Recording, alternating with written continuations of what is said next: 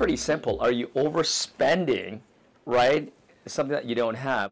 Studies show 6% of young Canadians have a shopping addiction. Their debt spirals out of control and their credit cards are maxed out. They are called shopaholics. This young shopaholic, who has adopted a pseudonym, maxed out 2 credit cards and is in $10,000 debt as a result of overspending. 5 makeup bags. There's a lot of debate about what exactly compulsive buying is, and part of it, I think, comes from the fact that it's written about from 2 very different, totally unrelated perspectives. So there's a psychiatric perspective where we look at compulsive buying or compulsive shopping, often seen as part of OCD, for example.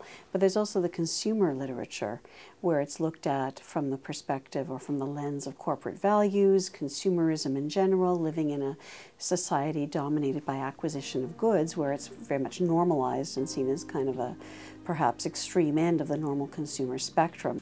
Hi, my name's Tamara, and I consider myself a shopaholic.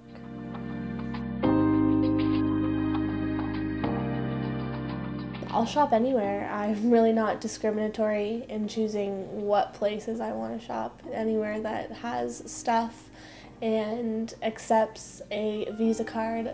I shop more often than most people, I guess, would. I shop probably at least twice a week, and anytime I really need something, pretty much. If something new comes out, like the new iPhone, then I'll probably try to go and get it right away. It is a reflection of our society, living in a society which is dominated by image as a reflection of the goods we have around us. So, of course, for many of us, if image is important, we think and we buy into the advertisement saying, if I have the right car, if I have the right kind of house, the right kind of clothes, I somehow will become that kind of person that I desire to be. So I probably have over 28 pairs of jeans. Shirts, this is only half of them. The other half I keep at my boyfriend's house. Dresses and stuff, again, this is only a few of them.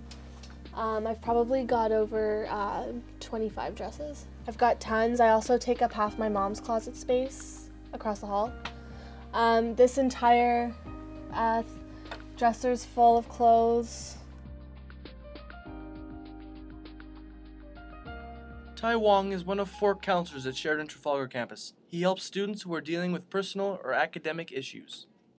It's not the spending that is the primary problem, it's why they're spending. What is it that is the motivating factor that's pushing you to continuously be in this destructive behavior? The only way to look good all the time was to have like the nicest clothes out of anybody I knew. I had to look the best. So most of the time that meant buying jewelry, buying clothes, buying makeup, hair products. I probably got my first credit card the following year when I was 18. As soon as I turned 18, I applied for one and I got it. Students are really having difficulty with is credit card spending. When you take out that plastic card, it's almost like it's not real spending because you're not taking out the cash, which is physical.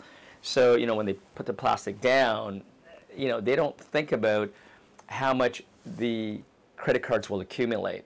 So at the end of the month, they're hit with, let's just say, $1,000 of accumulated purchases, and they don't have the means to pay it. When the debt becomes unmanageable, Credit Canada offers free credit counseling services. The goal is to educate people about money management and budgeting. That's one of the problems that we're seeing is that, again, there's many young people or people who've never been introduced to credit who, once they get a credit card, they don't understand what happens when you make a late payment. Well, how does that impact your credit rating, your credit score? For a long time I was in denial just because I didn't make those connections. I didn't make the connection that every time my debit card or my credit card was swiped, that was money out of my pocket. Money that could be going towards better things. First, there are the warning signs of financial difficulty, which says, you know, first you're juggling bills, like you're paying one bill one month and not paying the others. That's 1. 2, you're borrowing from friends, family, or relatives just to keep up with the monthly payments. 3, you're borrowing from credit cards to pay the other credit card. And those are huge warning signs. I probably realized I had a problem when I maxed out my second credit card.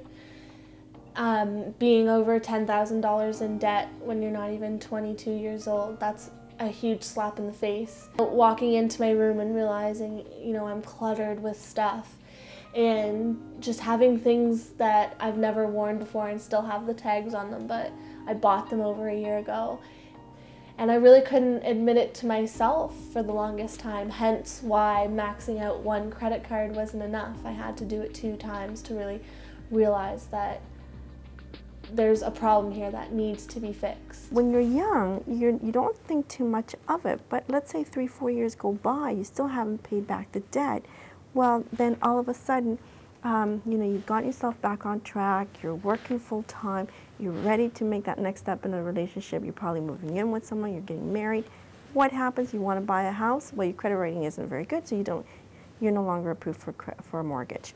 If you want a really good job, and they may check your credit report, you may not qualify for that job. The hardest part, though, is keeping it from my boyfriend, because I know that at some point we are going to be moving in with each other once graduation rolls around, and, you know, maybe going and having to tell him, you know, I can't put my name on this down payment or anything because my credit rating is in the hole and is not going to allow us to get any sort of place to live. I could see that being a huge, huge problem in our relationship, and maybe even creating some trust issues between us because we've been together almost 2 years and I haven't even told him about this. It seems that the reasons compulsive buyers buy are the same reasons all of us have. It's probably just that they apply it to more items, spend more time at it, so that it becomes a problem in its own right. So they may be buying in part related to their image. It clearly has been related to society. There aren't a lot of good studies, but most people would say that this is a problem that's, of course, going to be more highly seen. The more consumer-oriented your society is, the more it buys into the importance of having the latest goods.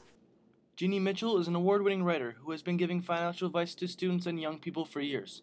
She is also the founder of Debt 101, a website directed towards students in need of financial advice. It's got probably more on student debt than any other website in Canada. Got a lot of tools like budget, making budgets, quizzes, financial quizzes, and calculators to help you calculate various scenarios for paying your debt more cheaply. This website helps you understand, when it comes to debt, you are not alone. Anyone who has a shopping problem, all I can say really is, don't make excuses for yourself. Don't justify what you're doing. Just get some help. Just tell people. Help yourself if you can. Confront your problem. Grow up and realize what you're doing to yourself.